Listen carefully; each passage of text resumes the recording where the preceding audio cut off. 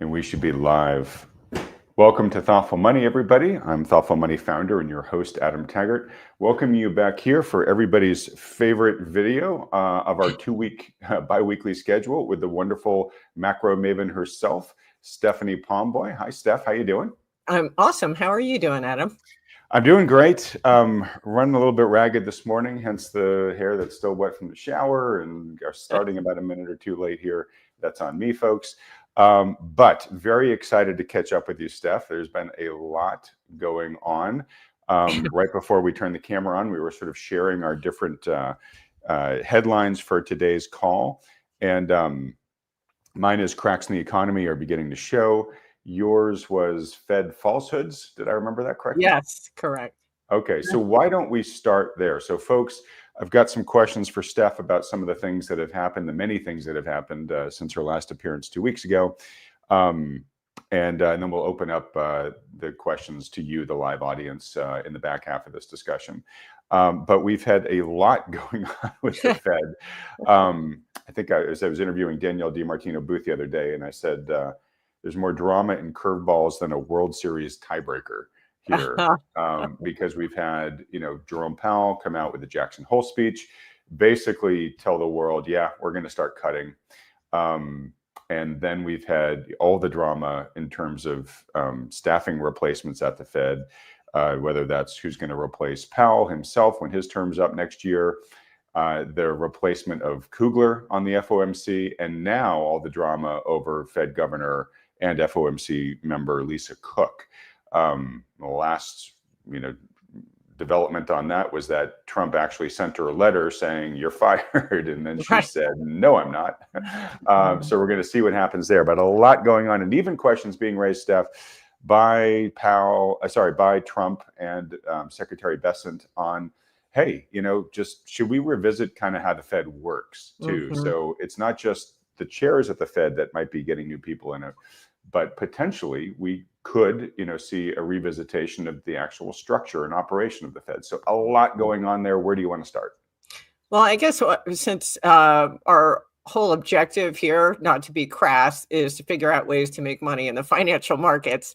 I would like to start with why this whole Fed thing matters. And in my view, just for background for people, when I started Macro Mavens, my sort of self-imposed mandate was to identify where the market was mispricing potential outcomes related to the economy. So I would analyze the economic fundamentals and sort of look at how the markets were pricing in the economic glide path, whether it was, anticipating stronger growth or weaker growth, and sort of analyzing the assumptions built into the market, and then going back and looking at the data carefully to see if they supported those assumptions or not. And by identifying areas where the market assumption appeared to me to be straying from the actual direction of the data, I was able to identify both risks and opportunities for my clients. So that's sort of just a general background as to my approach, which admittedly is a fairly antagonistic approach. And it's why, I'm constantly tarred as a perma bear, because the market narrative always seems to be bullish, and my job is to identify where that bullish narrative might fall asunder. And it's not necessarily always related to the market overall. It could be specific sectors. Like, I identified the housing bubble and everyone was bullish on that. And clearly they missed what was happening and then the knock-on consequence for the financial sector. But that's all ancient history. Moving forward to today, the reason why this whole Fed, drama, as you put it, is so crucial is that ever since the Fed actually started tightening, let's go back to 2022, when the Fed began to raise interest rates, we saw the markets, recoil in a reaction to that initially.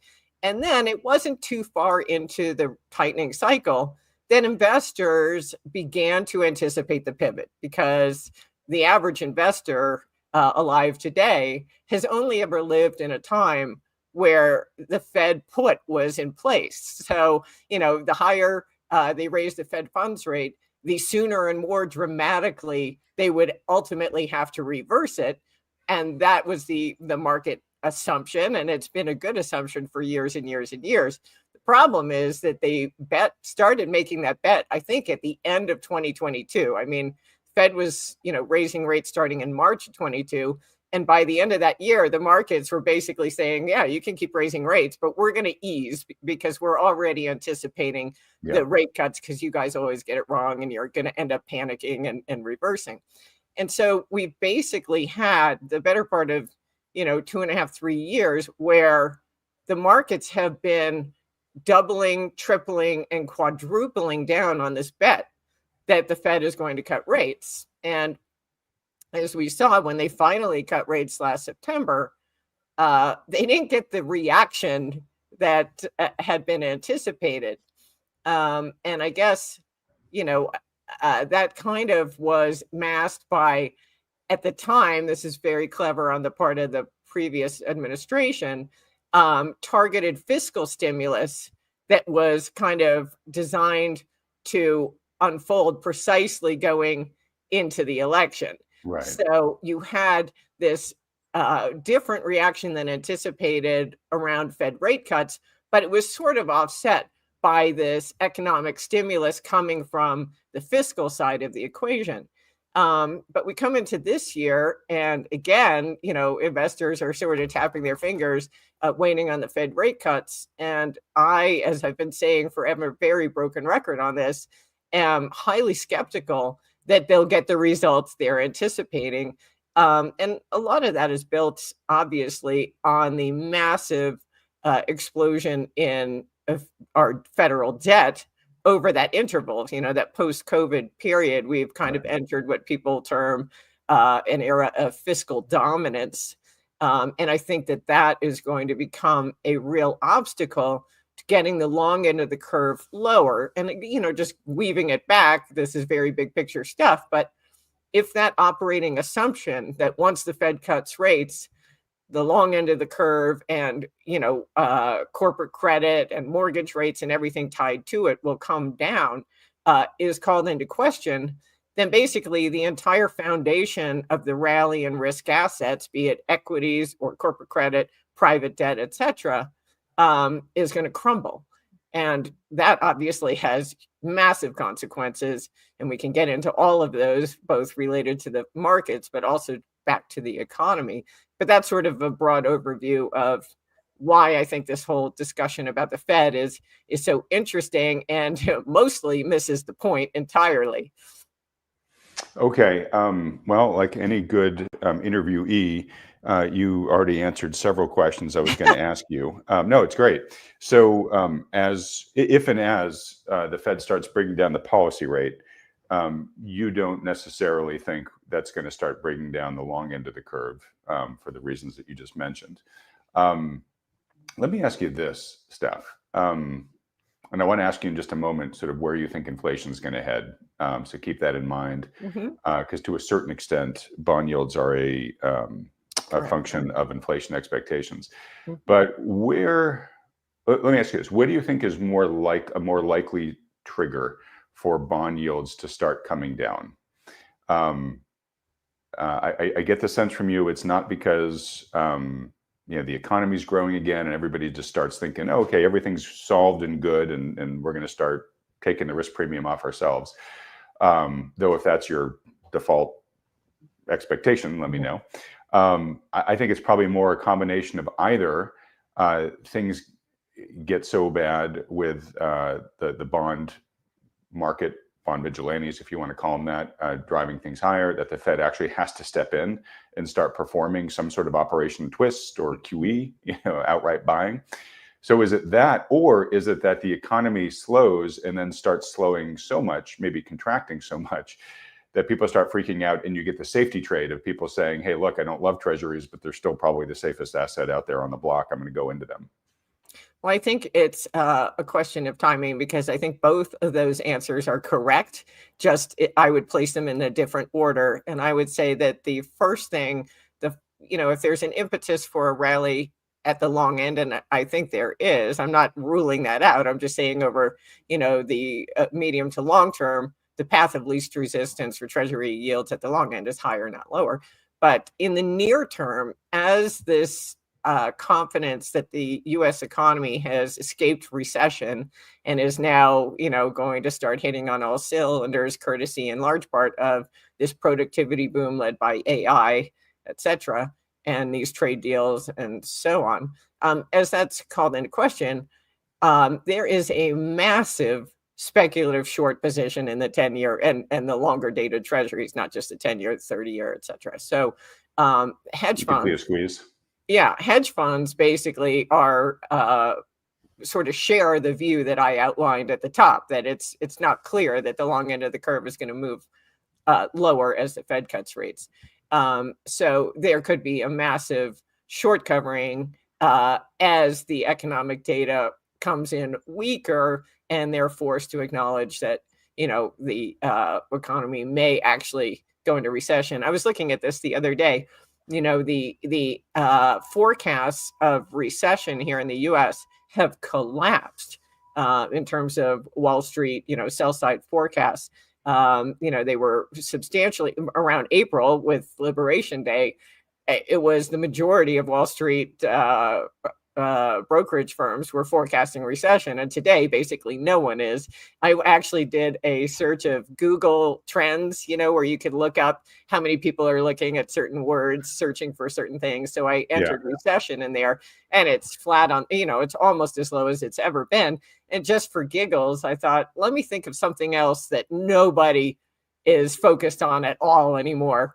So I typed in, and this is not a political thing, but Kamala Harris, because she's just completely disappeared from the entire, discussion whatsoever.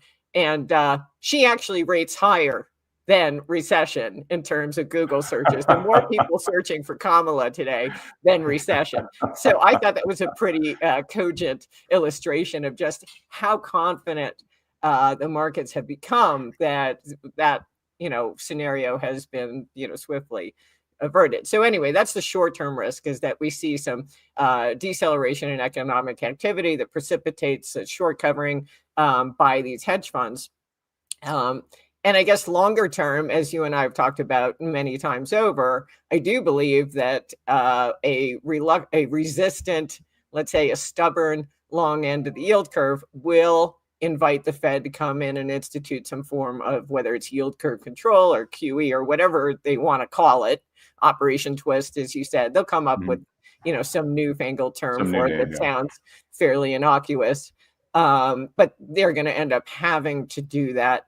Because I think, as we talked 2 weeks ago, I had sort of dazzled you with the average interest rate that the Treasury is paying on all the debt outstanding, and it's 3.35, a rate that exists nowhere on the you can scour your Bloomberg terminal, and if you can find it anywhere, I'd like to know. But so clearly, they're going to have to be, our interest expense is going to soar as all the debt coming due is refinanced at substantially higher rates. So the Fed is going to have to get involved. And that's why, I've long, again, broken record on this one. I think all the focus on the Fed funds rate misses the point, because all of the action is going to take place on the balance sheet, because the Fed funds rate is going to prove to be an ineffective lever. Okay, so a number of things wrapped up in there I want to talk to you about. Just to make sure I heard you correctly, though, I think I got everything except I didn't hear you mention one thing, and so let me just make sure I get that. So, in the short term, you expect, I think, the risk to the economy is to the downside, right? Yes. And you mentioned that there may eventually be a short squeeze of all the Treasury shorts right now. Do you see that because folks realize that yields probably aren't going higher anytime soon, and so they're gonna squeeze? Or is it because the economy is slowing to the point where the markets start correcting? Like, oh, you know what, we got to reprice here because we weren't, we were pricing things too richly. And then as this, the safety trade starts coming into treasuries, pushing treasury prices higher, that's the trigger for the squeeze, right? And then those guys get squeezed out, prices go even higher. And because the markets are correcting, and this is the question ahead for you, do they get to a pain point where the Fed then steps in rescue mode, right? And that then gives the Fed the green light for the Operation Twist, for the QE or whatever they're going to call it. Yeah, I mean, there are a number of things that could be a catalyst for that. Obviously, not just the headline stock market indices going lower, but we could easily have a problem surrounding that opaque world of private credit.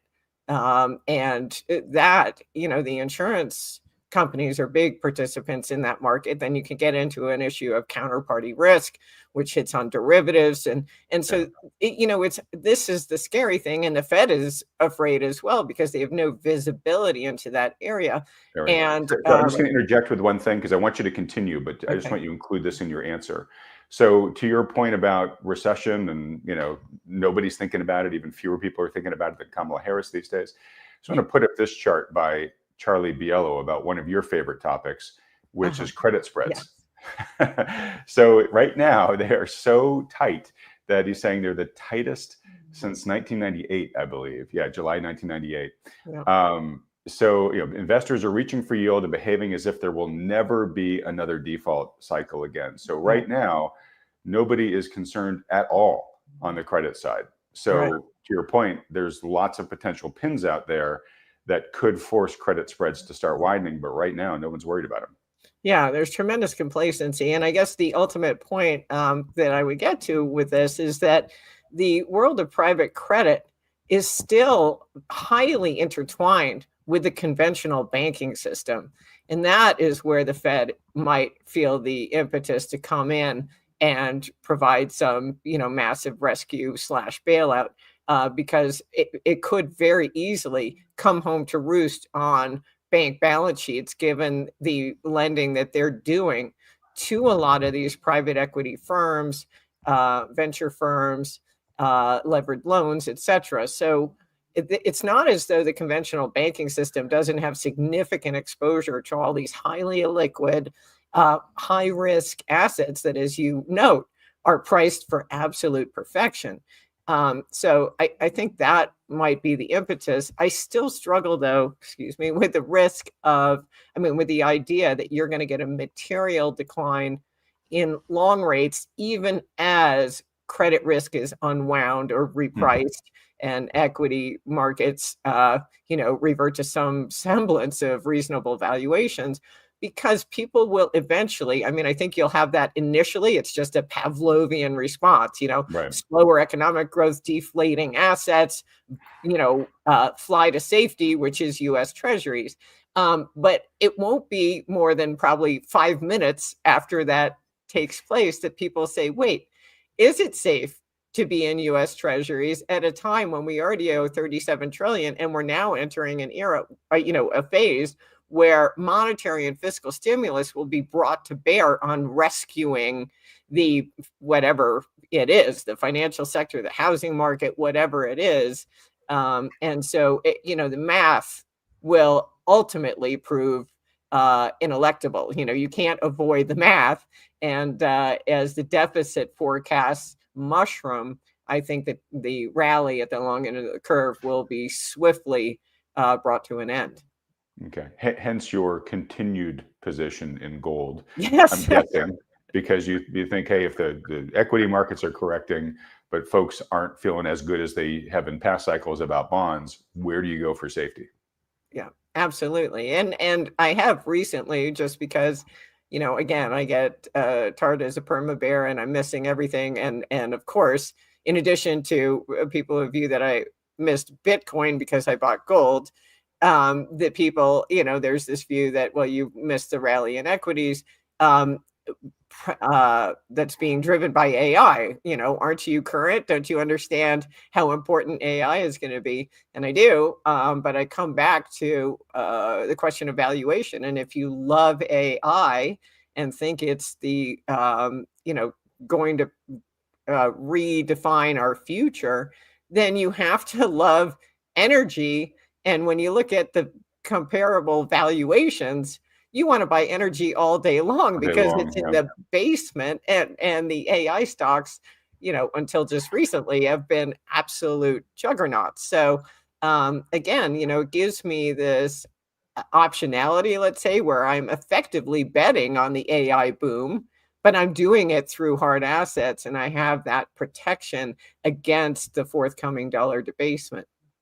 Well, so it's almost, in my opinion, you're doing a double whammy, which is it's that, but then it's also buying an asset that seems to be underpriced versus via Yes, its fundamentals right. versus, who knows exactly how to fairly value these AI companies or the Bitcoins of the world, but hard to argue that they're not at speculative highs right Yeah, now, right? yeah, So, yeah. absolutely. I mean, Okay. even Sam Altman said that, so you don't need to Yeah, take my word exactly. for Great point. it. Yeah. When basically the poster child for the space Right. says we're in a bubble. Yeah. Yeah. Yeah. All right. So I do want to ask you about inflation again in just a second, but real quick, if you had to bet on a horse race, for what is going to be the trigger of the repricing, in Credit market. the trigger that's going to cause a repricing in the markets, the type of downward repricing we're talking about. What would you put your money on more? Would it be the cascade of consumer debt contagion, potentially triggered by the student loan repayments that we've talked about, where the consumer's getting more stretched, but they now have to pay those student loans that have gone into repayment, and therefore they have to start skimping on the other forms of consumer credit, and that thing just sort of dominoes its way through the system? Or is it the private credit risk? Which one worries you more? Well, I mean, they both worry me, I know they do. probably in equal amounts, although there's substantially more leverage around the private credit side, and then, more levered exposure to the financial system. But I guess as I think about an actual trigger, I'm thinking September 18th. That's when the Fed meets and they're going to cut rates. And I would expect, at that meeting, as we saw last year, once they cut rates, that's when the 10-year and the rest of the curve will start to march higher. That will be really a rude awakening for investors, because, again, it just destroys the underlying assumption of both equity and credit investors that they're going to get credit relief. So I guess that's, more than anything, because all of those things that you talked about, the consumer distress, corporate distress, and we've seen, a huge increase in corporate bankruptcy filings, ratings downgrades. We've seen the consumer distress bleed from first a subprime auto to credit card and now mortgages as the student loan payments are resumed. All those things seem to have been unfolding, every day they get a little worse. It's just this slow and steady deterioration. And it's been glacial enough that Wall Street, focused entirely on this Fed rate cut, has been able to kind of ignore mostly. So I think that that really is the thing. What's going to change? Or do we expect the consumer or credit distress to suddenly, out of the blue, get substantially worse? I don't think so. I think it's going to be a repricing of risk appetite, let's say a reduction in risk appetite, that precipitates the real sell-off in all of those things. It's just going to be challenging that assumption that lower Treasury yields will bring down rates across the entire economy. Because if Treasury yields aren't going lower, what's the impetus for further tightening of spreads? As you showed that chart, Right. Can they get any tighter? I mean, maybe we could have the two, AAA companies that are left trade cheaper than, borrow cheaper than the U.S. Treasury. Maybe. I mean, I guess if they started paying you to borrow their debt, sure. Yeah, exactly. Okay. So in your mind, you're really looking at the next FOMC release, because that may be the sell the news event after the rumor has been bought so long and so hard, right? Yeah, the one caveat to that is there's been a lot of chatter recently about this notion that they're teeing up a rate cut in September, and that could be one and done. And so I think it'll be interesting. And a lot will depend on the tone of the presser after the cut, because I think at this point, what are the odds? 90 some odd percent that the Fed's going to cut. And then the question that remains to be answered is, then what? And, the markets have, it seemed like in the last couple of weeks kind of reduced their idea that this is going to be the beginning of a we're cutting every meeting type of easing cycle. So I haven't looked today. I thought that rates cut expectations for the rest of the year jumped up after Friday, right? Where so if that's not true, then please correct me here. But from what I took from Powell on Friday was basically Powell saying what I think a lot of analysts, I guess we'll say, were expecting, maybe not a lot of investors, but because investors, they've been, to your point, they've been waiting for Powell to come to the cutting table, and they're probably feeling pretty validated. But Powell, for pretty much this entire year up until now, when pressed uncharacteristically aggressively, in my opinion, by the press corps at his conferences, was saying like, no, I'm really not that worried, folks. It's not that bad. It's pretty good. Everything I'm looking at is still pretty good. I'm basically holding back because we don't know what the inflationary aspects of tariffs are going to be. So I don't want to cut too early. But if I look at the jobs market, yeah, it's cooling, but I call that normalizing. We're not seeing anything there that worries us. This is all perfectly normal, folks, right? And it's his job to project confidence, but I mean, that's what he'd been doing right up until Jackson Hole. And then at Jackson Hole, he said, whoa, you know what? Like, this jobs market's cooling more than we thought it was going to. Ooh, there's some things in the housing market that are going on that now have our attention. So it really seemed to me that he cracked open the door to, okay, I'm not cutting now because I'm less worried about tariffs. I'm cutting because I'm now more worried about my other mandate. Right. Yeah, no, it does seem like the focus shift to the employment side of the mandate, and with good reason, after those staggering revisions that we saw to the payroll numbers.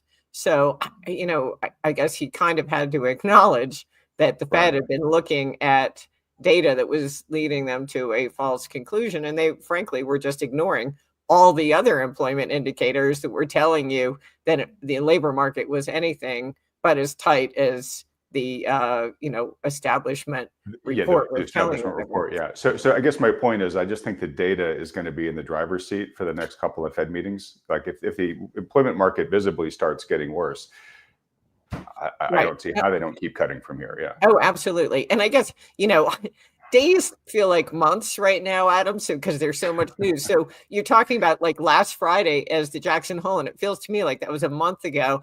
And so when I characterize this shift in thinking about whether September would kick off a string of rate cuts, that actually, I guess, has just materialized over the last couple of days, more so than it's subsequent to Powell's very dovish or surprisingly dovish presentation at Jackson Hole that got everyone so enthusiastic. And then I think you've seen some of that pared back subsequent on the idea that, yes, we'll have September. And then, as you say, it's really going to turn on the data. It wasn't a idea, as he keeps underscoring, that Fed policy is on a preset course. Right.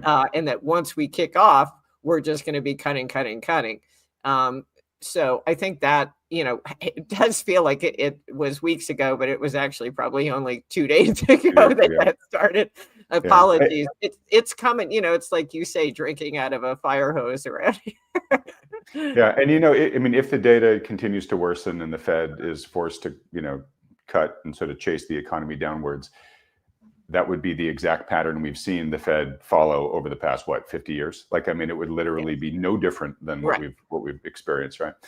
All right. So inflation, I just want to, I think I know your answer to this, but the CPI has, been nudging up in some of the recent monthly reports, some of that due to base effects, some of that, potentially due to tariffs. Obviously, this year, this has been the biggest point of disagreement between the experts that I've interviewed. Some have said, look, we're in a new inflationary regime, and man, tariffs are going to totally, pour gasoline all over that. And then a bunch of others who have said, no, the economy is going to slow, and that's going to be, and it's going to put disinflation in the driver's seat. What do you expect from here, say, over the next 6 to 12 months?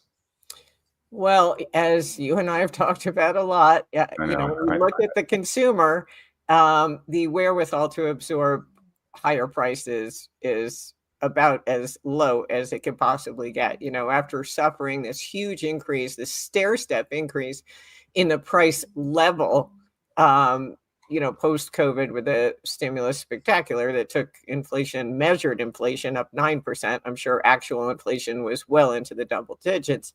And importantly, even though the rate of change has come down to whatever, the price level has just continued to move higher. So there's been no relief provided to Main Street, even though the Fed is taking a victory lap on basically reining in inflation. So their capacity to absorb, this was my whole problem with the tariffs are inflationary narrative. Is that where consumers they're already showing signs of massive distress, as you talked about. It's not for nothing that the delinquency rates on credit cards and auto loans are the highest since the Great Recession. And increasing. The momentum still to the upside on those. Exactly. And now we're pulling in mortgages as well. So there's no indication that the consumer is suddenly feeling better and has better wherewithal to absorb higher prices. In fact, I saw an article the other day. I wish I had, drilled down to it. I think it was a report on CNBC that was talking about recession specials at certain restaurants around the country, and that was kind of making a comeback, which is interesting because it's happening at the same time, as I mentioned earlier, that Wall Street has concluded the recession is completely off the table. And yet you're seeing restaurants around the country trying to lure back sort of, strapped consumers with offering these specials. So that was my real concern about this narrative that tariffs would equal headline inflation. I always thought it wasn't an inflation story. It was a profit margin story because, yes, the cost of imports is going to go up, but your ability to pass that price increase along to consumers is going to turn out to be fairly limited. So we've already seen, several analyses that show that consumers have absorbed a very small portion of the total tariff hit across the board. A lot of it has been absorbed by the exporters themselves or by the companies importing here in the U.S., with precious little of it passed through to consumers. And the areas where it has been passed through to consumers are the areas where they really have no choice but to pay for those things. And it is therefore causing disinflation in the things they can live without. Yeah. So I think that, my outlook for CPI inflation isn't substantially lower, but it's not higher either. I kind of see things kind of moving essentially sideways in this churning sideways channel. But I think the PPI here is the thing to look at. And we've already seen a substantial, turn higher in that. And then if you look at things like the regional Fed surveys, manufacturing surveys that talk about prices paid versus prices received. And I'm thinking specifically the Philly Fed Manufacturing Index, storing prices paid, almost no change in prices received. And that implies obviously a real margin squeeze. Yeah. Also, if you overlay those prices paid numbers, not surprisingly, those indices with the PPI, they tend to lead. So it does sort of presage further increase in that input inflation, the PPI, and time will tell how much of that then gets passed through to the consumers. But as I just mentioned, those are my reasons why I think very little of it will. And that just brings you to another headline risk for the equity market. It's interesting. When we started the year, the consensus estimate for S&P earnings for 2025 was 12.5% growth. And that going all the way into Liberation Day, went to 7%. So they immediately, once the tariff rollout began, the sell side analysts began to fret, earnings are going to get clobbered by this. And in the couple of months subsequent, they've taken earnings forecasts all the way back up to almost 10%. So again, underscoring this idea that we're out of the woods and that corporate pricing power is going to remain fine. Profit growth will be robust. And then all we have is gravy on top with Fed rate cuts. So buy, Yeah. So you're taking the under, obviously, on that. You think? Yeah. So just to make sure that I'm characterizing your view accordingly, you got a consumer that really can't afford to pay higher prices. So much of the tariffs, at least so far, but you're guessing going forward, at least in the short to midterm, will be eaten by the exporter and the importer. Now we were starting this process from kind of at or near record profit margins. Now that's an average, but it does show that, okay, corporate America's got some fat to cut here if it needs to. But for all the reasons you just mentioned, that will equal compression on corporate profit margins. And if that gets big enough, well, first, Wall Street's going to have to revalue those stocks, right? So that's going to bring down stock prices, which, places additional issues on these companies. But, profit margins get squeezed enough, well, companies have to cut costs. And so that's probably going to equal more job losses, right? So, all right, we got a poor consumer who's already strapped, but then some percentage of them lose their jobs. Well, then consumer spending then goes down. We're still a 70% consumer-driven economy, so therefore profits get squeezed even more, right? So that's kind of it, but that's sort of what you're concerned about here, right?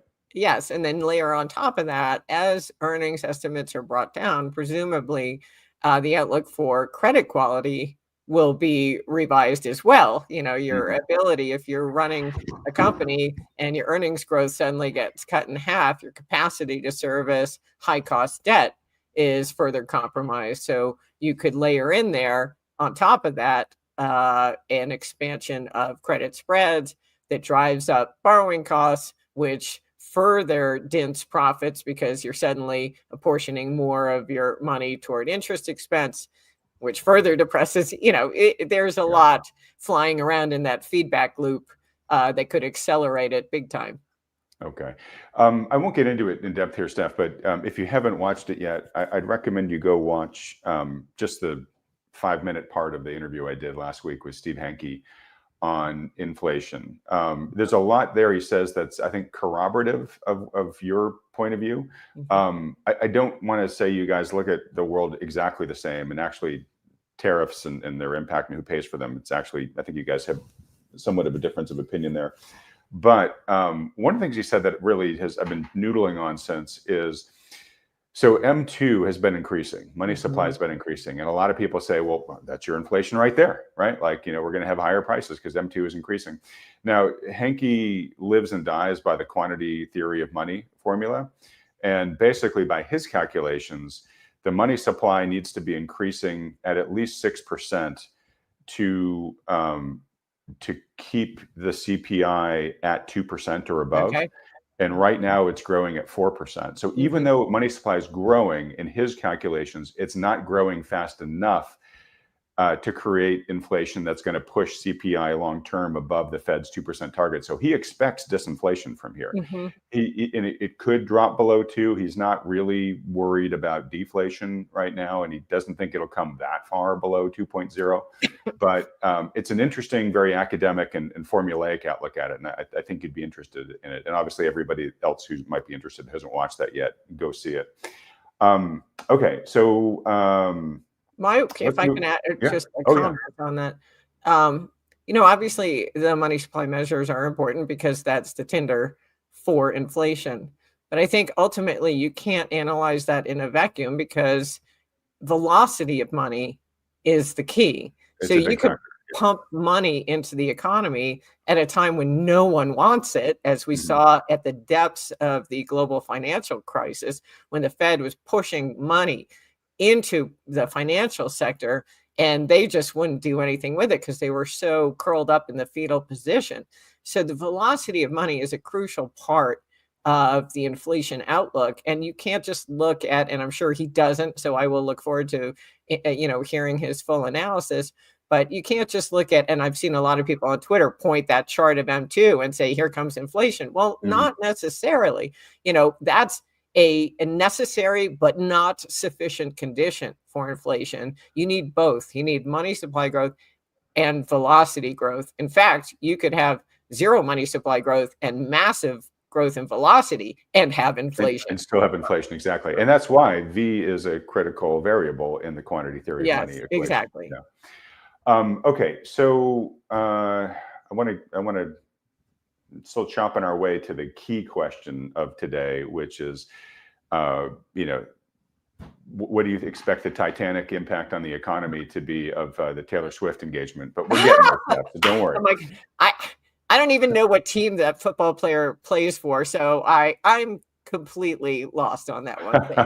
And I would say that with pride. Not about the football thing, but about Taylor Swift. I couldn't name a song. Well, you clearly don't have two daughters like I do. I'm a punk rocker. I am not a Taylor Swift girl. That's right. Yeah, you're a Ramones girl, not a exactly. Or Black Flag or Suicidal Tendencies, whatever. Take your pick, but not Taylor Swift. Wow, I think it would be hard for folks to assume that your stock could go even higher amongst my audience here, Steph. But I think we're going to find out in the live chat here in a moment that it just did somehow. All right. Well, let me just ask you this question, which my brain comes back to from time to time, just sort of stymied by it. So back to that credit spreads chart. Look, it'll probably be some black swan, as it always is, that creates the phase change here. It'll probably be somebody that breaks under these issues that you're talking about that nobody was expecting to break, right? But there are plenty of white and gray swans around here that we can talk to, and you pointed out a whole bunch in this discussion. What is keeping credit spreads so low? Why are they acting like absolutely nothing bad, major or minor, could happen from here? Well, I think there is an incentive on the part of the lender to maintain this sort of placid environment. Let's put it that way. We've seen extend and pretend go into innings that I never thought we'd see. I mean, and I'm not even just talking about publicly traded corporate credit, bonds and levered loans, et cetera. But I'm thinking when you look at these continuation funds that are being launched now by private equity for portfolio companies that are so dead in the water, these zombie companies that they're throwing off zero income to the investors. And now you've had a debut of CV Squareds, which is a continuation fund. It's the second round. So I think that's it, is that it's essentially a visualization of the doubling, tripling, and quadrupling down on this bet that the Fed's going to cut rates, and that will provide relief to companies that are currently just scraping by, and they're only scraping by the mercy of their creditors.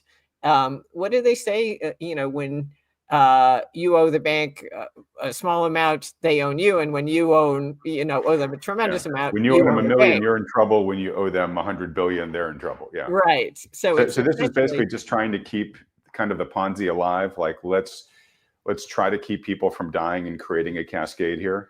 Well, what you don't want to do is create visibility. You don't want to have a pricing event in that market. So you'd rather sit on your hands and extend and pretend and kind of keep throwing money so as not to have to mark to market the true value of these loans. And so I think that's the game going on. And they're scrambling, as I said, to raise the money to continue the extend and pretend by doing, funds of funds, but also, and we've seen it recently, this debut of retail ETFs, which is essentially designed to, have the retail investor be the patsy for all this stuff. It's a convenient way to offload these things. Yeah. So we're really, as I said, kind of pushing into the innings, overtime here. And I think, again, this all will turn if and when the Fed cuts rates and the markets don't get the reaction that they anticipated. Okay. Look, I mean, a lot of people would point to the credit spreads and say, look, nothing's wrong because Wall Street's Yeah. telling us it's not concerned. I think you would say, and this is kind of what the vibe I'm getting, which is it's so unnatural that we should actually look at it as a danger sign. Yeah. Right. Yeah. Absolutely. And again, I think the fixation on spreads, people point to that, like you're saying, as well, corporations are borrowing at these tight spreads. Well, look at the nominal yields they're borrowing at. That's the key. Who cares? They don't care. XYZ corporation doesn't care that he's borrowing at only 200 basis points above what the federal government's borrowing at. He cares that his rate went from 4 to 8. Exactly. So it doesn't matter to him that suddenly he's not paying as much relative to the federal government. All he knows is his, interest cost has doubled. Yeah. And that is the situation today. So I think that's another area where the complacency, people like to look at spreads. And I've been in plenty of meetings with sophisticated, institutional investors who pull out that chart and say, what are you talking about? There are no problems, And that is the key point is it's while credit spreads really do matter generally as a sign of I guess Distress. risk in the market, stress in the market. But what really matters here, which you and I've talked about ad nauseum, Steph, is the step function. Right. It's this rolling maturity wave that companies, as they hit their maturity, their interest costs, their debt costs go from here to way up here. Yeah. And you're reminding me that I need to update this chart, but I had done a chart looking at corporate bankruptcies relative to credit spreads. And not surprisingly, they tend to move together. And the exception, the blaring exception, is the current environment where you've seen this spike in corporate bankruptcy filings, by some measures back to the highest since the financial crisis, and spreads moving swiftly in the opposite direction. So, I'd love to see that chart. Yeah, I'll have to update that and I'll send it to you to share. But something's going to give. Either the bankruptcies are going to collapse or spreads are going to move substantially higher. Right. Which, a collapse in bankruptcies isn't going to happen unless we have this magical return to sunshine and rainbow growth anytime soon, which we'd all love to have happen. But the probability of that way lower than these credit spreads having to start reflecting the reality on the ground. So place your bets accordingly, folks. But unless, of course, all the zombies die, and then there are no other companies to file for bankruptcy. Sort of like the unemployment rate. If everyone just left the labor force, we'd have zero unemployment. So Right. Well, if all the zombies died, I suspect there's an awful lot of them out there, and that would be a lot of jobs lost. So, Well, we've seen a lot already, but there's a lot more behind that for sure. Okay, so two other questions before we get to the really big one. So housing. So you mentioned, we want to talk a bit about housing. I've had some long discussions recently on this channel. Ivy Zellman, then just a few days ago, Melody Wright, and then just yesterday, Danielle even wanted to throw her hat in the ring. We talked about, so I've been talking about housing nonstop for the past week. Sorry to hear that. No. I mean, look, I could talk about it. I could talk about it forever. But so you're going to get your fourth female opinion on housing.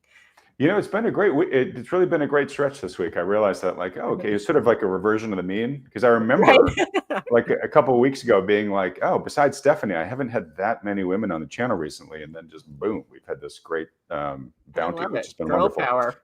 Yeah. But what in particular has been catching your attention about the housing market of late?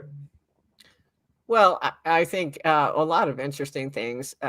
When you look at the deterioration in a variety of indicators, it's pretty staggering. And one that sticks out is the cancellation rate on home sales. I think that hit the highest level. The people who measure it only have data back to 2017, but it's the highest on record in the latest month. So that's not a positive indicator. The other thing that I have found interesting is that for the first time in this cycle, we're seeing a huge increase in home equity cash outs, which I view, not surprisingly to your audience, as a sign of consumer distress. where, they're now reaching the point where they're having to tap equity to keep up with their rising debt service. And maybe it's been precipitated in some part by the resumption of student loan payments. But whatever the reason, it's definitely a red flag coming at a time when you're starting to hear the air hissing out of the housing bubble rather clearly. You're definitely seeing price deflation in a lot of key markets. And contrary to the popular perception that we are underhoused, we have this wall of supply, both under construction and completed, that as it makes its way to market will further depress prices. I mean, the gap between the affordability of purchasing versus renting is the highest on record. So that definitely suggests you're going to have some reversion to the mean.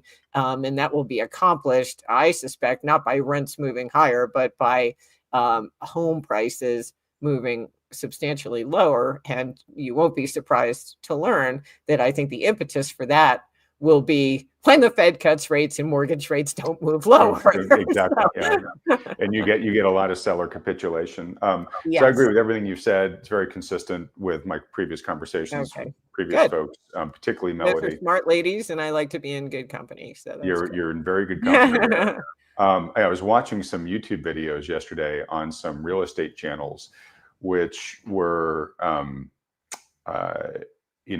realtors and home sellers, just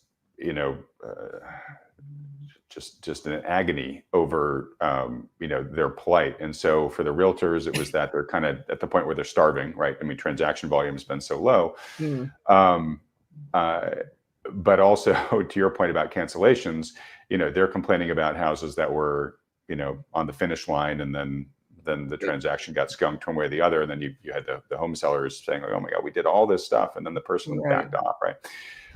And it's a lot of talk amongst that crowd. I mean, just the realtor crowd itself about capitulation, seller capitulation, that's what it's going to take to start clearing this market, which, I've been saying with folks like you for a long time now, but it sounds like the actual market itself, the realtors and the vanguard of the sellers are beginning to realize, look, we hoped we could make it through to 20, there used to be stay alive to 25 because that's when rates were going to be lower. Right.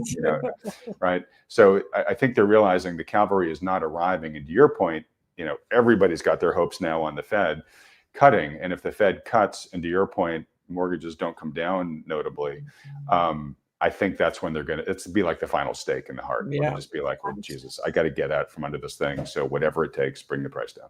I mean, I'm so relieved that I sold my house, and I was in a market that is still hot, West Palm Beach area. There's still a huge, influx of people. And I presume that if this mayor candidate in New York actually gets elected, this Mamdani, you'll have a lot more. Yeah, there'll be a lot more. But nevertheless, it feels good not to be long real estate right now, because for all the reasons you just suggested, it just seems like I can hear the air hissing out of that bubble very loudly. And that's also has obviously massive implications for the outlook for growth, not just for, credit risk specifically related to mortgage delinquencies, et cetera, as homeowners find that they cashed out equity that suddenly evaporated. But the multiplier effect on housing is huge. And I was just looking at the Atlanta Fed's, updated estimate, which came out yesterday for 2Q GDP, and they have residential housing declining over 8% in the quarter. So this is not a favorable backdrop for the economy at all. This prospect that the housing bubble deflates could be sort of the real fly in the ointment for the administration, who's really focused very much on providing interest rate relief, but also in promoting a business, a favorable environment for business. And I think basically all they've done to address the housing situation is this massive pressure campaign on the Federal Reserve to get rates lower. And if that fails, I think they're going to have an issue that they didn't expect to have thrown in their lap. Yeah. All right. Well, look, we'll be talking about this a lot, I'm sure, Steph. So I'll move on from here in just a moment. But one thing, just a sort of a seed I want to plant with you, in case we do need to revisit it, is I talked with many of these ladies about a topic I know you and I have talked about as well, which is that the whole boomer wave is we're now at some point in time we're going to get to the point where instead of 10,000 boomers are hitting retirement age a day, 10,000 boomers are aging out per day, and aging out is a polite way to say going to the nursing home or dying, right? Right. And that will presumably place basically at least a 2-decade headwind on the market as property comes on day after day after day after day from this, right? You're preaching to the choir, because my parents just moved into a retirement community in Florida and put their home on the market in Palm Springs. So there's a perfect example of that. Those sort of communities, those retirement communities, and I assume, Palm Springs, places in Arizona, Scottsdale, whatever, Palm Beach, Naples, all those eventually will suffer from what you're saying, which is a deluge of inventory. Right. So, I've asked over time, so when do you think this is really going to start to matter, right? When's it going to stop being academic and being actually practical? And interestingly, with Ivy, she was like, I really think, it's getting closer, but, probably by 2030, we'll start to really see it. Melody said, it's already here. And she said, I'm seeing it in the data. So point is even if it's 5 years away, that's not that long, right? But if Melody's right and we're actually starting that's a whole game changer in this whole housing market. And like I said, we can talk more about that in the future. But just one idea I want to plant in your head there, which is there is a ton of assets that the boomers own, right? And 70 trillion. I've seen different numbers, but let's say it's around there. And yes, there is going to be a massive transfer of that wealth to the millennial generation, and that will cushion the blow to a certain extent. A lot of people are saying, hey, look, everything's going to be fine because those assets are going to move from the boomers to the millennials. The millennials will then be spending it in the economy and everything will be propped up. And yes, there will be a ton of wealth that gets passed along. I'm saying I'm going to take the under on that, where I think a lot of that wealth is going to get either spent in the later years of the boomers, especially as healthcare costs and stuff go up like that, right? But also, I believe probably a healthy amount of that 70 trillion estimate is based on today's home prices, home equity values. So if the market actually does have a serious and sustained downward repricing, well, what do we want to shave off that 70 trillion? 10 trillion, 20 trillion, 30 trillion, right? There might just be a lot less to pass on. And forget about a reversion to the mean of equity valuations. Well, I was going to say, I didn't even mention a stock market crash and all that, right? Which could happen, right? Yeah. So, Adam, I only have a couple minutes left because after this, I'm literally going to just flip over to recording with my partner in crime, Grant Williams, a quick conversation. So, and I know we're going to do one for you for your fall conference, if I can put in a little teaser for that, a plug for that one. You beat me to the plug. Thank you so much on that. All right. I just want to let you know that I've got 5 or so more minutes, but I don't want to prevent you from teeing up that big question that you teased earlier, because I'm dying to know what it is. I very much appreciate you letting me know that. So I'll be very efficient here. And folks, I'm sorry we didn't get to questions from the group here. So me too. I'm sorry. We'll make sure we create a lot more space next time for this. Okay. So last key point, the dollar. That was one of the things we talked about is there anything material you want to put on the board about the dollar? And I'll let you talk about it with the proper amount of time next time. Yeah, no, I mean, not surprisingly, I think the dollar is headed lower in the long term. But there's that other side of it where, as we talked about with regard to treasuries, if you got this kind of knee-jerk Pavlovian flight to safety on any repricing of risk here, you might see a short-term bid to the dollar. Again, I would view that as a trading opportunity because it wouldn't be something that would be long lasting, and it wouldn't be long before everyone began to anticipate that we're going to have to not only cut interest rates more aggressively, but resume the expansion of the balance sheet. And that's going to be hugely negative for the dollar. And again, I just as an aside, looking at the dollar versus how it performs versus the yen or the euro or the pound, less interesting to me than how it performs versus gold. So you may see some short-term rallies versus, the yen or the euro, etc. But I expect that any of those rallies will belie a continued decline against gold in the broader scheme of things. So okay, so investing wise, you're not making any changes to your gold allocation. I'm not. Okay, are you still shifting a greater percentage towards miners? I guess I've pretty much held where I am, and have been enjoying having my my portfolio is naturally rebalancing itself given the move in the miners vis-a-vis gold. So I'm seeing that, the share of my portfolio that is represented by the miners has already increased just by dint of price appreciation. So I haven't had to make any additional allocation that way. Okay. That's for good reasons, because gold's kind of hanging out, but miners are appreciating further, right? Yes, absolutely. Yeah. Okay, great. So real quick, the Taylor Swift thing, it's basically a throwaway, but what is interesting is I've seen some chatter on FinTwit about what's the economic impact of this going to be. So, I mean, you remember a couple of years ago, Taylor Swift's tour, like it was notable in GDP growth, right? It was so large revenue wise that it actually comprised a visible percentage of GDP. I think Beyonce hit a year like that too. So there's speculation that pretty soon then we're probably going to get the Taylor Swift pregnancy announcement. And so this is going to drive a wave of proposals and marriages and then baby spending and all this stuff. Do you think there's anything to that, or is that just, FinTwit being FinTwit? Well, as I confessed earlier, I'm really not the person to ask this question because I have no knowledge of Taylor Swift and her whole world. So, I mean, it sounds like it's a huge thing.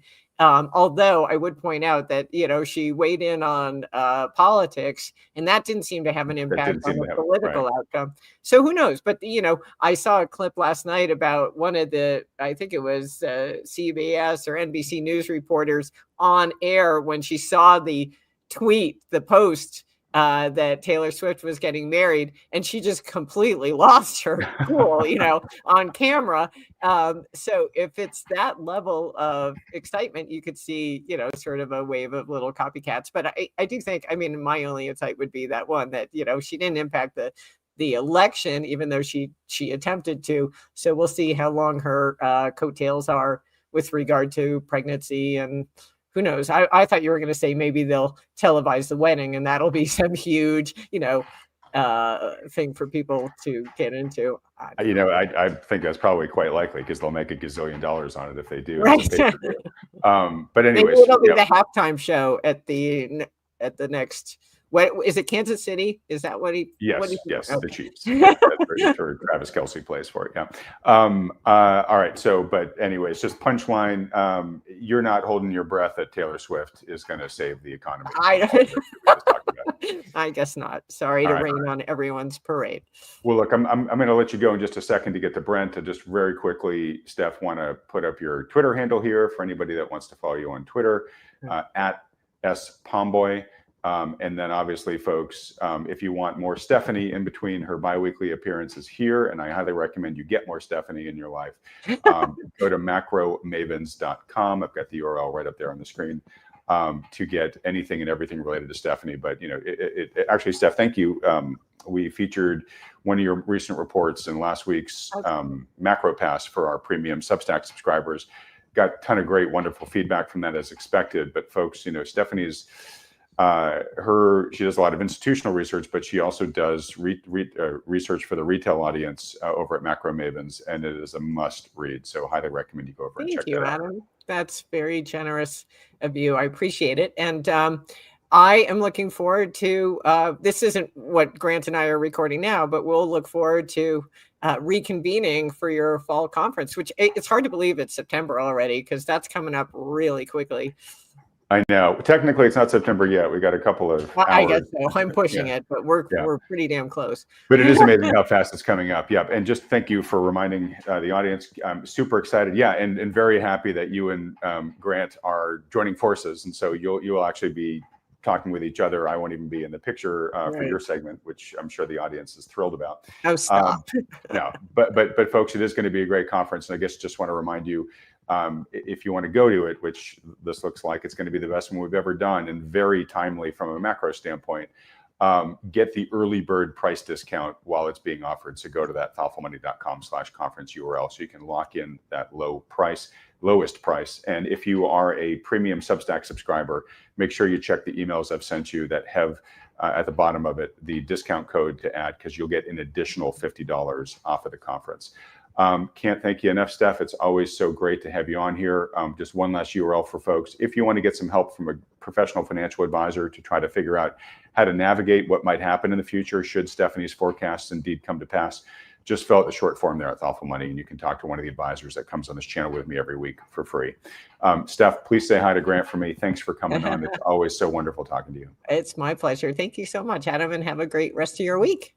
Thanks. And I didn't hear it this time, but please give Wilhelmina a scratch for me. I mean, she's snoring like crazy over here. I said a truck driver last time and people were offended about, I don't even know how a truck driver snores, but whatever. She's snoring loudly.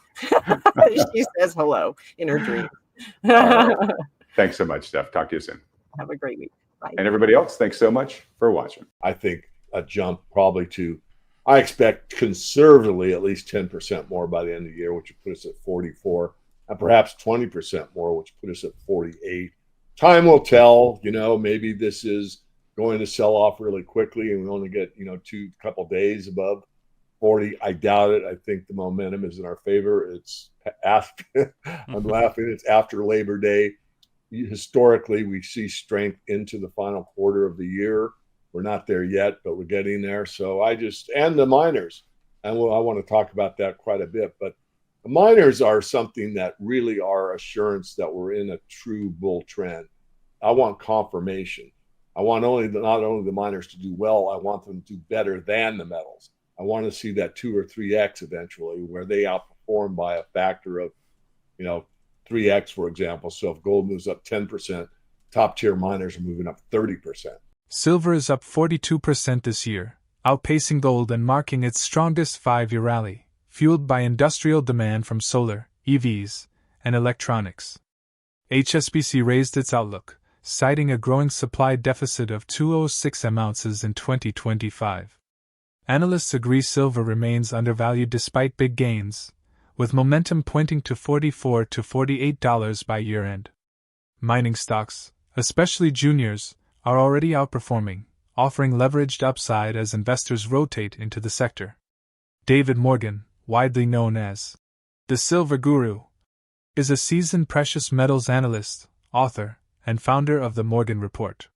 He points out that silver's momentum is building thanks to institutional buying, industrial demand, and algorithm-driven trading that continues to push prices higher. Despite heavy short positions, the trend has turned positive, with momentum indicators signaling strength.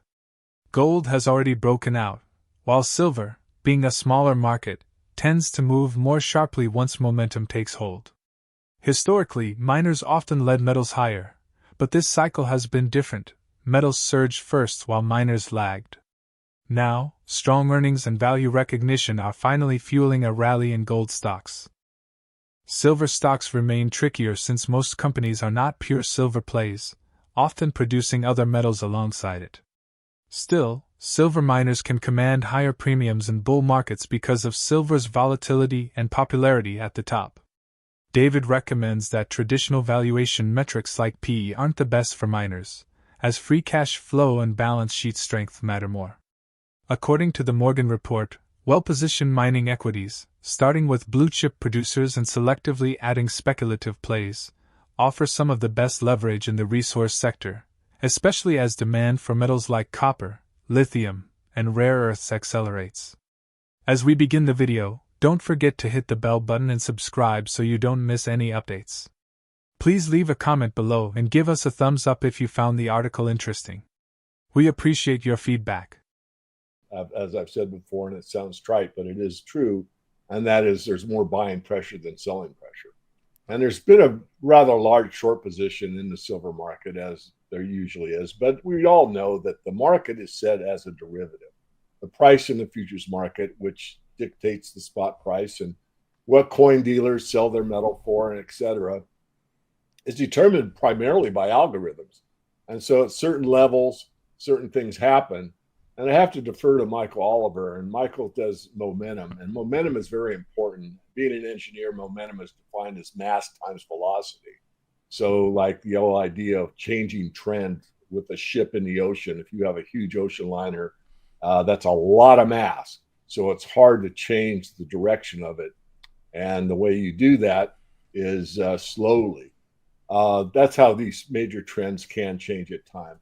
The point being is that the momentum is in our favor. The algorithms are saying buy, and the institutions are buying it mostly for industrial purposes. Yet we do see entities such as Russia that's allocating silver. And you're also seeing on the gold side where China says that their insurance industry can allocate up to 1% in gold. So there's a lot more momentum in a lot of ways in both these markets.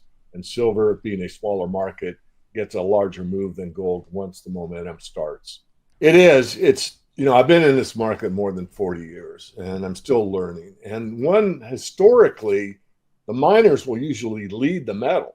And I say usually and that's a tip-off for somebody that's, studied these markets. These gold stocks are moving, but nothing's happened in gold. We're probably going to see a rally here. Well, that did not take place this time. The opposite occurred. We saw the metals, especially gold, take off, and the miners were lagging. And I think it has to do with a lot of things. But one of them is that the market is much more sophisticated, a lot more computer trading, a lot of algorithms out there that do the trading. And the other thing is the value investors still look at one thing primarily, and that's earnings. Now, the earnings in the gold stocks have been phenomenal, but it hasn't equated into the price of those companies, because many of these companies are trading as if gold is at 2,000 the ounce when it's been at, roughly 33 to 3,400 for 4 months in a row consolidating. And that information is now going where? Into the algorithm, into a trading desk, into a hedge fund manager, into the general public, into a whatever, pension fund. And wherever it goes, that knowledge is saying, hey, I'm a value investor. This is a real value play. This stock has got to eventually catch up to the earnings that it is providing, that we know we have. And so that is what I think fueled the rally in the gold mining industry. Silver lagging, but silver actually is a smaller market, as we know. There are very few pure silver plays. If any, there's really one silver stock I could think of that's more or less pure silver play.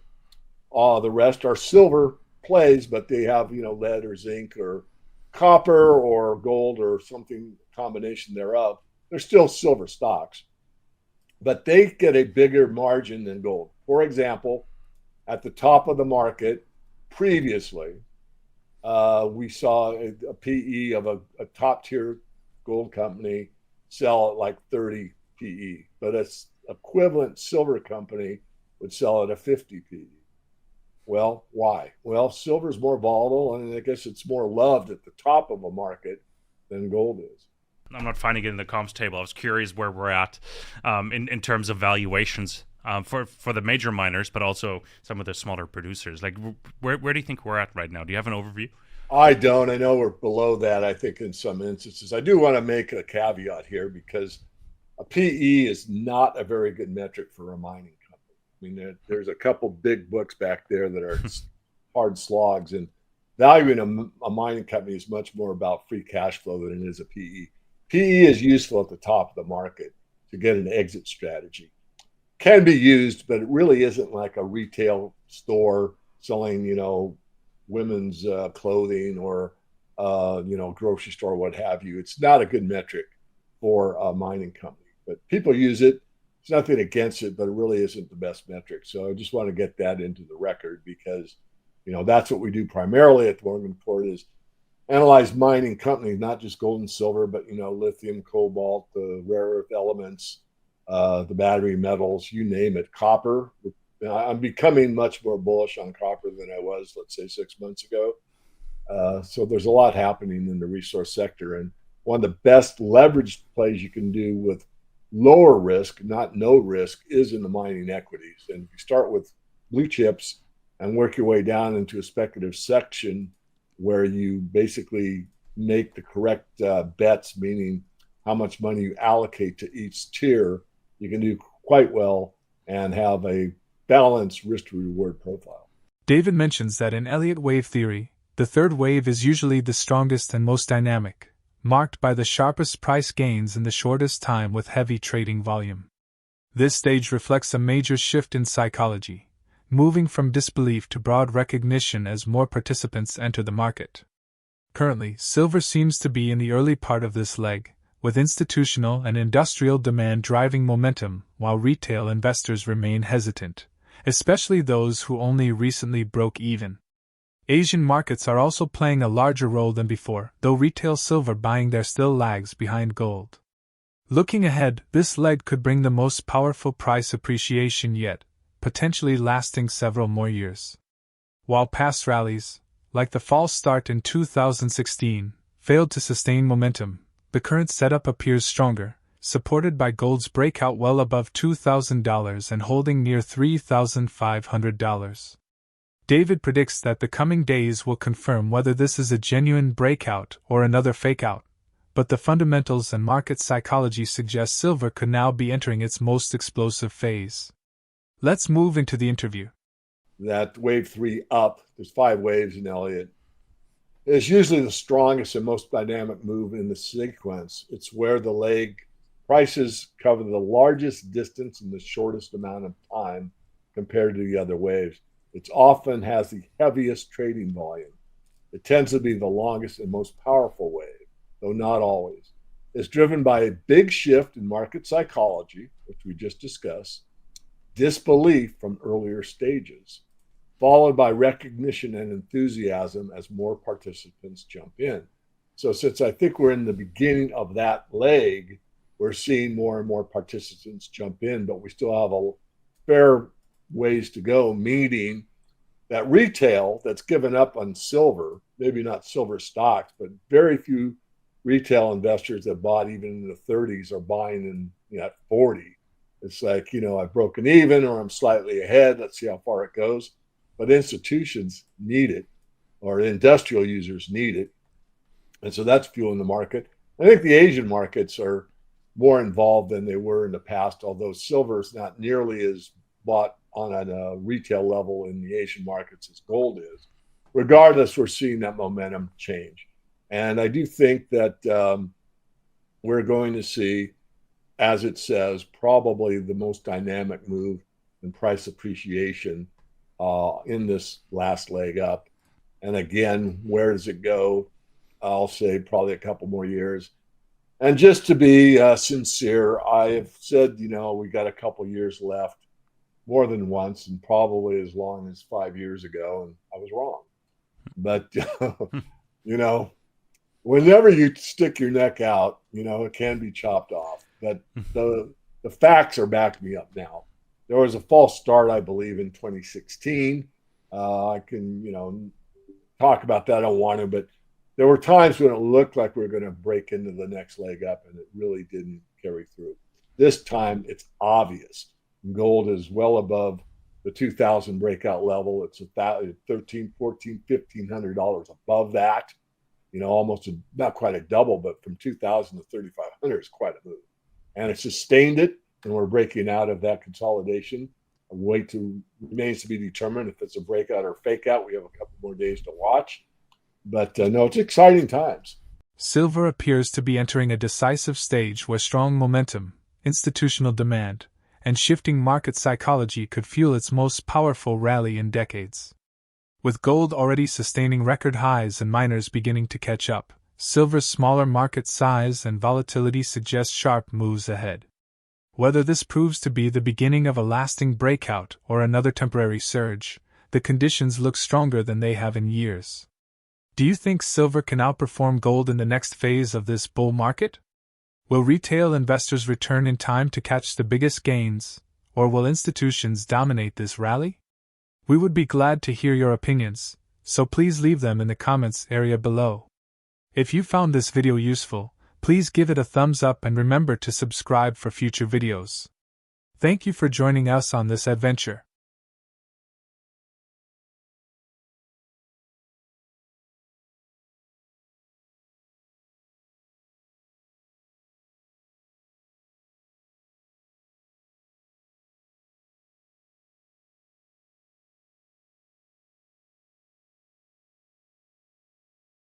If bonds are getting inflated, if real estate is getting inflated, in the CPI, they decided that you don't actually own your home, you rent from yourself. So it's a rental equivalent of it's insane is what the CPI is. But this sort of corroborates what I was saying, that the truth lies somewhere in the middle. $12,000, that is actually a reasonable target if gold goes into the same type of bubble that it was in back in 1980. The M2 is probably, and it ended up right in the middle. And so, yeah. So $1,000 silver is possible. I doubt it, but triple digits, I think that's a slam dunk, like I've said many times. And so silver is incredibly undervalued right now. Recent analysis suggests that gold could reach $12,000 per ounce, mirroring the speculative surge seen in 1980. However, such a scenario requires a significant global crisis or a major shift in monetary policy. Currently, gold is trading at approximately $3,500 per ounce, indicating a substantial gap to this projected high. As for silver, while reaching $1,000 per ounce appears highly improbable, the metal is considered undervalued. Factors such as increasing industrial demand, particularly in electronics and renewable energy sectors, along with a widening gold-to-silver ratio, suggest potential for price appreciation. Mike Maloney, a well-known precious metals expert, author, and economic educator, highlights that gold has historically preserved purchasing power, but it also experiences bubbles, something it's not in yet. Compared to past decades, gold now buys far more stocks and real estate. Both gold and silver remain undervalued, with silver especially lagging behind even inflation-adjusted levels. Gold's popularity has rebounded to 23%, still below its 2011 peak of 34% after the 2008 crisis. Unlike 2011, today's volatility stems from policy and market factors rather than systemic threats. The World Gold Council reports that central banks purchased a record 1,037 tons of gold in 2024, continuing a multi-year trend of official sector buying. Silver prices in 2025 are expected to follow a steady upward trend, with a notable acceleration in the fourth quarter, during which December could see highs of $42.44. This growth may be driven by increased industrial demand amid global energy transitions and supply chain constraints. Investors are likely to view silver as a strategic hedge, particularly in light of ongoing geopolitical uncertainty and persistent inflationary pressures. Both gold and silver are experiencing notable market dynamics, influenced by macroeconomic factors and investor sentiment. Before we examine the video, please click the bell symbol and subscribe to receive updates on our latest uploads. We always value your thoughts and feedback. Well, yeah, he's the great hedge to maintain purchasing power is true over the centuries, but there are times when it goes into bubbles, and it's not in a bubble yet. If you want to increase, if it were true that it has only kept up with inflation, then right now the Dow Gold is at like 12 to 1, and it was 45 in 1999, 2000. I believe it was like 38 when I first started investing. So I can buy like 3 times more stocks with my gold. I can buy a whole lot more real estate with my gold and silver than I could back then. So it's gaining in purchasing power if you're buying it at the right time, because it goes through these overvaluations and undervaluations. And when you measure it against, decades of history, what you see is that we are still in a severely undervalued state right now. So it's gold and silver. Gold, if you use the CPI, yes, it's corrected against inflation. Exactly. That's what causes a peak, is everybody trying to rush into it at the same time. And what we are actually seeing in the retail sector is low sales volumes right now. The public is still like yawning when it comes to gold and silver, and they're chasing the stock market right now, which is the Buffett indicator is just in insane valuations. When this next crisis happens, it's going to be one of the worst that has ever happened, because there's so many things are just so skewed. But what's interesting here is you have the shadow stats CPI, also called the shadow stats alternate CPI. Now, a lot of people think, oh, well, that's just some nut putting together. No, John Williams was an insurance actuary. And in the mid 80s, all of his models stopped working, and he was wondering why. And he started researching it. And then he found that the government was changing the way that they calculate inflation. They kept on messing with the CPI. And he went back and what he uses for this alternate CPI is the government numbers from World War II to 1982, the method that the US government used to calculate inflation. So these are both sets of government numbers. One of them keeps on getting massaged periodically anytime the CPI is coming in too hot and it makes the administration look bad. It seems to get adjusted. So what have you got there? I've always said also that the truth probably lies somewhere in the middle. But these are 2 sets of government CPI numbers. And one of them is adjusted to sort of cheat Social Security recipients out of their full, they don't keep up with the true cost of living.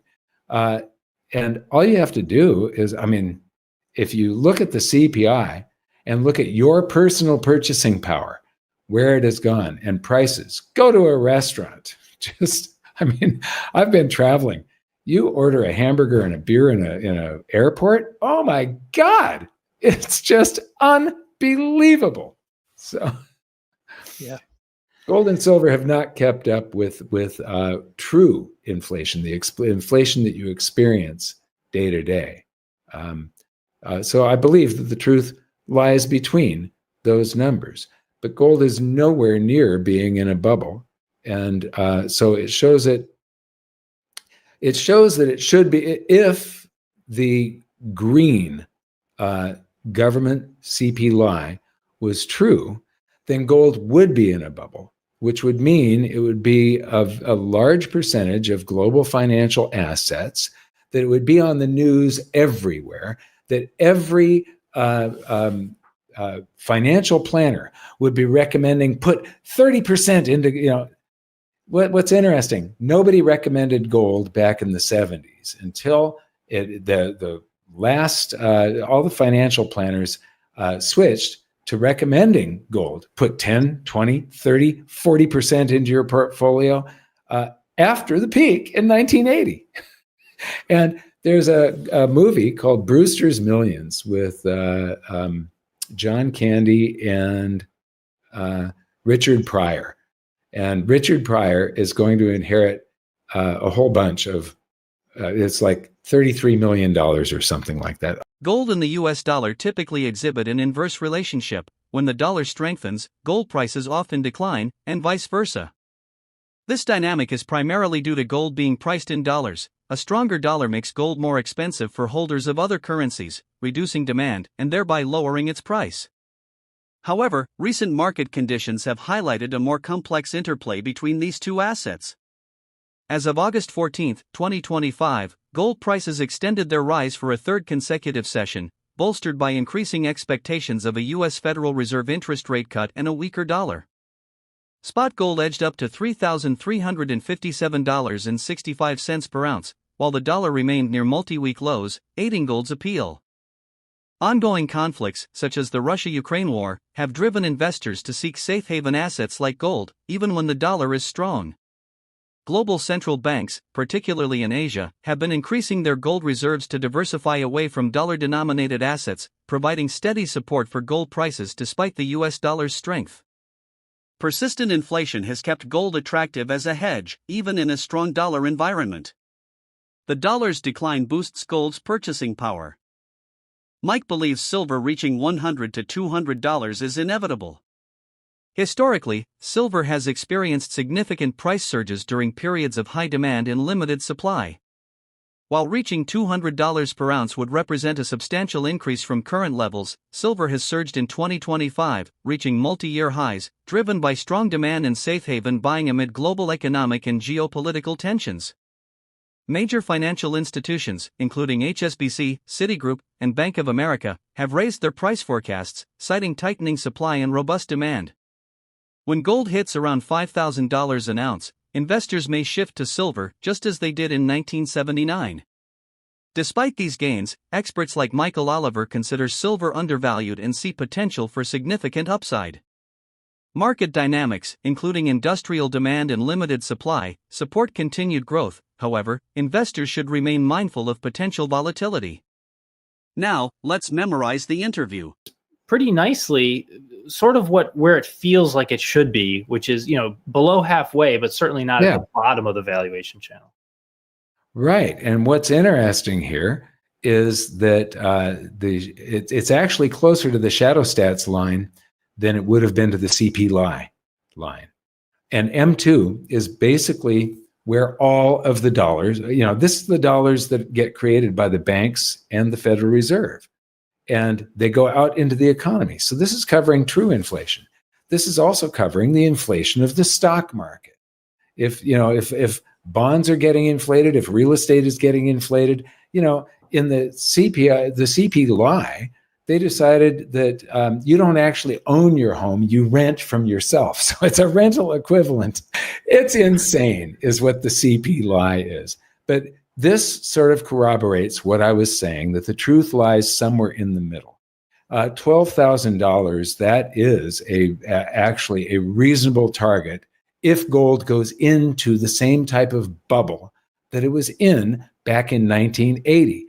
We don't have lines at coin shops. We don't have it in every newspaper's headline. It's not on the news every hour. It isn't dominating, and it will. There will come a day where it dominates the news cycle. Adjusting it compared to all these other financial assets, it's what percentage change did real estate, the stock market, the 10-year Treasury, GDP, currency in circulation, M2 currency supply, what percentage change did they have from 1980 until today? Now, the numbers are somewhat different than what you just saw in those graphs because we used the intraday high of $52.50 instead of $50. So, So this corroborates that M2 scenario of inflation. And we've got the dollar is collapsing. If you take $100,000 worth of gold and it goes to $10 million, yes, the dollar is collapsing. But you can buy 10 times more cars with your gold that is pricing those collapsing dollars. It is the canary in the coal mine. And what happens during an event like when the dollars are losing value, and they have been. I can buy so much more real estate, stocks, just about everything. I can buy more of today because I've been invested in gold and silver for so long. And other than cryptos, best performing asset of this century. And when you include cryptos, best performing, well, Bitcoin is up again. I don't know. Maybe it's not, but as of like a week or two ago, a best performing asset of this year, including cryptos. Mm-hmm. And so,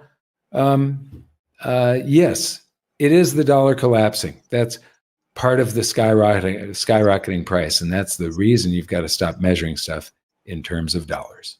So I think the low range of where silver should go is that CPI number. That is like if we don't end up, I think triple digits is even inevitable without monetary demand. Getting to 100, 200, that still would not, compared to those other financial assets, that 200 wouldn't be in a bubble.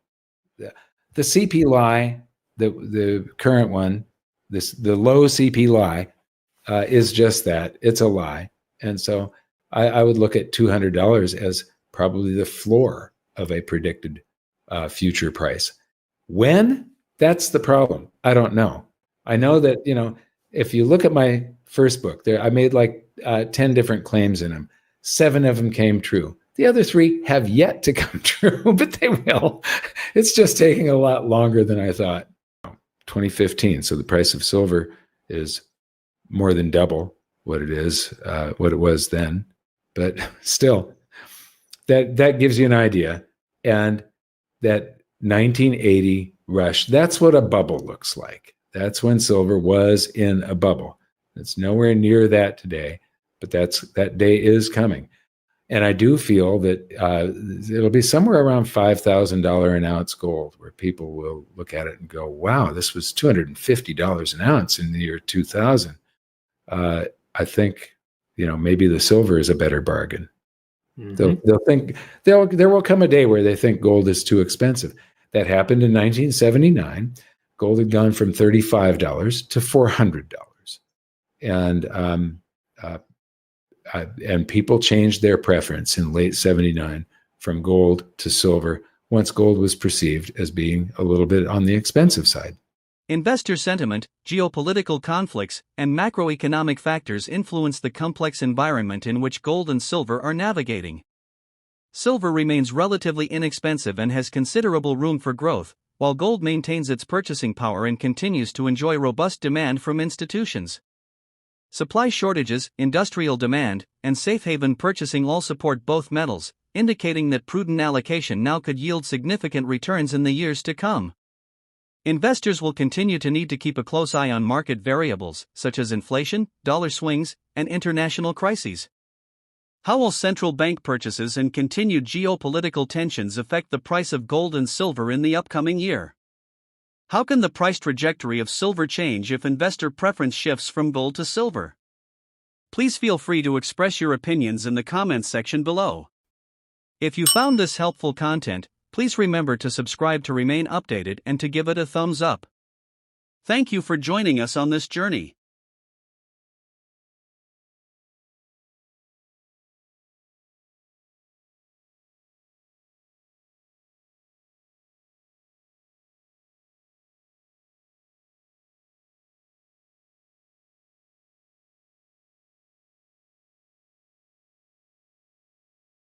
Clearly in Asia, particularly in China, they view it as money. And of course the BRICS, and that's one of my biggest bullish factors for gold, is I saw the de-dollarization and countries moving away from the United States economically and from their currency as bullish for gold. So that would argue that I still think it has to go a lot higher over time. But I think a reasonable target of 4,000, I think it's been accumulated. It's still probably 12 to 24 months away before they officially come out and say, okay, this is how we're going to trade among ourselves. And part of that is going to be gold. People who are going to talk about, the Hunt brothers and once went to 50, well, to get back to that, you're right. It's almost going to have to trade at 200 for inflation. So what I have said, and it probably throws me into the silver bug camps completely, is that triple-digit price of silver is a legitimate target. In Asia, especially China, gold is still seen as real money, and that perspective is spreading among BRICS nations as they move away from reliance on the US dollar, a trend that strongly supports higher gold prices. China's central bank continues buying gold. In August 2025, it purchased about 2 tons. BRICS nations are developing alternatives to dollar-based financial infrastructure, including digital payment systems and local currency trade. Gold is increasingly seen as a neutral reserve asset among these countries. Given these shifts, a long-term target of $4,000 for gold looks reasonable. Silver also has enormous potential. Adjusted for inflation, its 1980 peak near $50 would be closer to $200 today, making triple-digit silver a realistic and justified goal. Peter Grandich, a veteran market analyst and financial commentator, recalls that back in the 1970s and early 80s, few believed the Dow could ever reach 3,600, let alone 36,000, but history proved otherwise, just as today many doubt gold's ability to climb much higher. The reality is that fundamentals for gold have never been stronger. De-dollarization is accelerating across Asia and the global south, with central banks and retail investors boosting gold purchases and trade in local currencies rising. BRICS nations are building alternatives to dollar-based systems, and gold is increasingly viewed as a neutral reserve asset. China continues steady gold accumulation, though its reserves remain low compared to its economic size, leaving room for much more buying.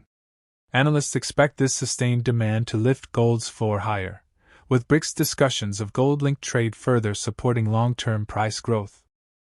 BRICS nations are exploring dollar-free trade, with gold discussed as a potential benchmark or backing asset, though no unified gold-backed currency exists yet. Rising central bank demand, especially in Asia, is lifting gold's price floor, while silver also shows huge upside, with inflation-adjusted targets pointing to triple digits. As we start the video, don't forget to hit the bell icon and subscribe so you don't miss any updates. Please give us a thumbs up and leave a comment below if you enjoyed the article. We value your opinions. For 13 years, the Dow only traded between 700 and 1,000. In fact, the very famous Business Week front page said equities are dead.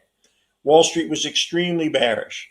And an unknown young man came out of Gainesville, Georgia, named Robert Prechter Jr., with a philosophy and a technical analysis no one really knew of, Elliott wave theory, and said the Dow's going to 3,600. And they just prosecuted him to call him every name in the book. And then when the market took off, he became popular, and then he made a call about the crash in 87 along with me. And the perception was, how could it possibly go to 3,600, let alone a few decades later, 36,000 and more? So that same feeling's in gold right now. People, especially people that have been bullish and profiting from it, this 36, this is way out of line. Yeah, it's great. It give you all the reason, but how could it go a lot higher? It's not possible. You have to take that same philosophy. There's no reason it can't. In fact, I would argue it's not cheap anymore. Someone that was buying it at 1,300, seeing a tripling. But the fundamental argument for gold has never been better. We had at one time suppression by central banks who were offloading it. Now they're the biggest buyers. We had clearly not any society thinking it was money. Clearly in Asia, particularly in China, they view it as money. And of course the BRICS, and that's one of my biggest bullish factors for gold, is I saw the de-dollarization and countries moving away from the United States economically and from their currency as bullish for gold. So I think the more important way to answer your question is not talk about some of the general stuff or inflation or even against the stock market, is to admire how it's performed in an environment wasn't as conducive as it is now. So that would argue that I still think it has to go a lot higher over time, but I think a reasonable target of 4,000. And remember, when you're in all-time highs, other than a psychological number, there's no real resistance. So, pick 4,000. Yeah, that'll be a round number and so forth. And, Wall Street has treated gold like kryptonite. I think 0.5% of portfolios are assumed to have some exposure to gold. Can you imagine if people just went to 1 or 2%? It's still a very very viable market for the long term? Well, I think it's going to play a significant role in the BRICS. They have not acquired all of this gold as a trade or a personal investment. They certainly can't flip it to someone that's going to pay even more so they profit from it. I think it's been accumulated. It's still probably 12 to 24 months away before they officially come out and say, okay, this is how we're going to trade among ourselves. And part of that is going to be gold. I don't think there's a worldwide situation coming anytime soon, because I think things have to get a lot worse before people realize how messed up we been with fiat currencies. I do still think that one of the ways that they're only going to be able to sell Treasury bonds, especially long dated ones, a year from now, because I'm a big believer that short rates can fall, but long rates are only going to go higher.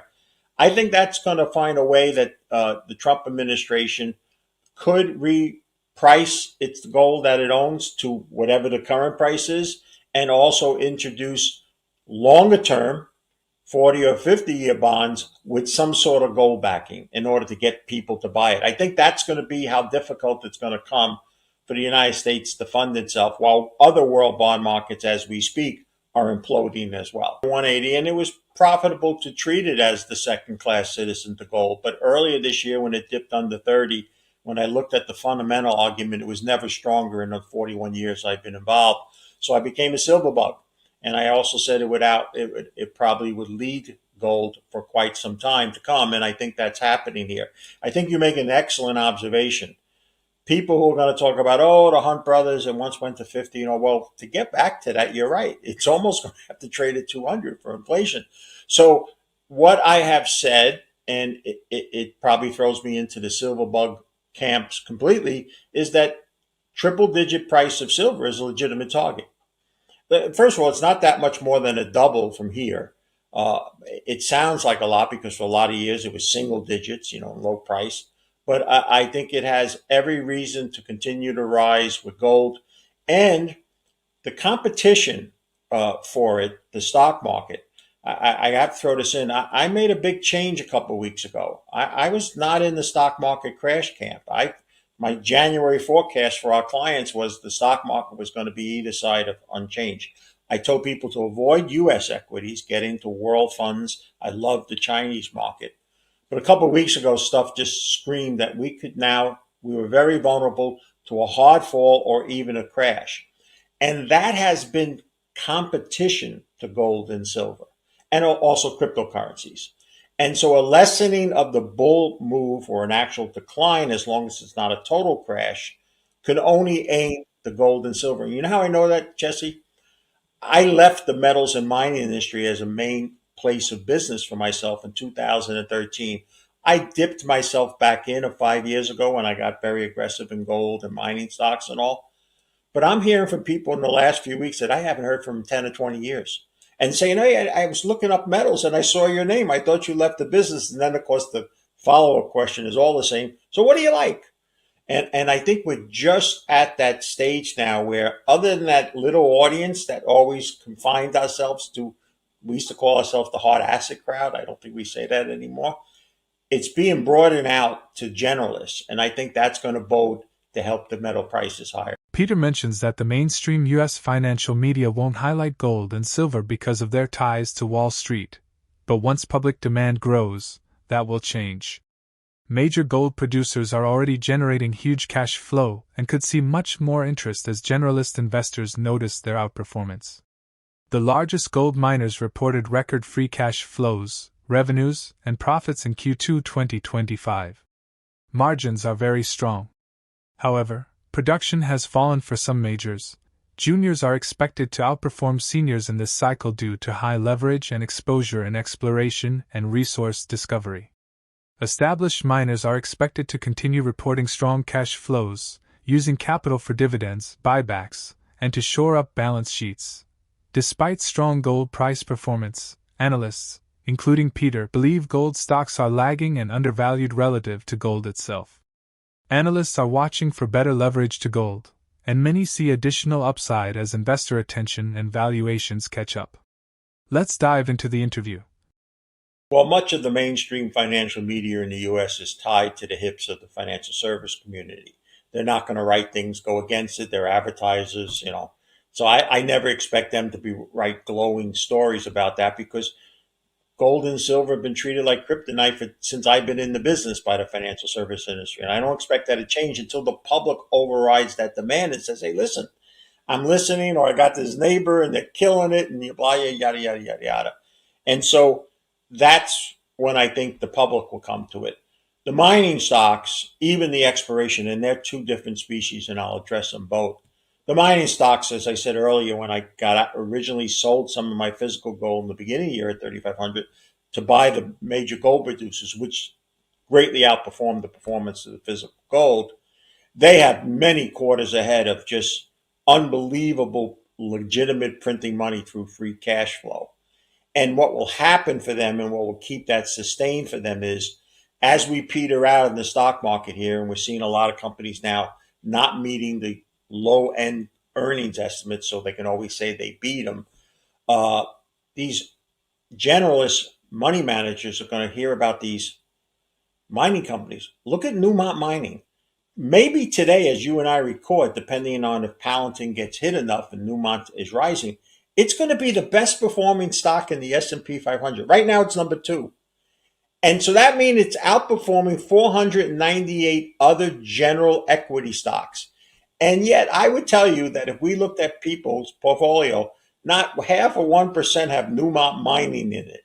So there's still so much upside demand for mining shares, and they should do well. But where I went to, and it's the most riskiest and speculative end of it, and remember, Wall Street created the word speculating, so don't really call it what it really is, and that's gambling, where you have to be mentally and financially prepared to lose part of all your capital.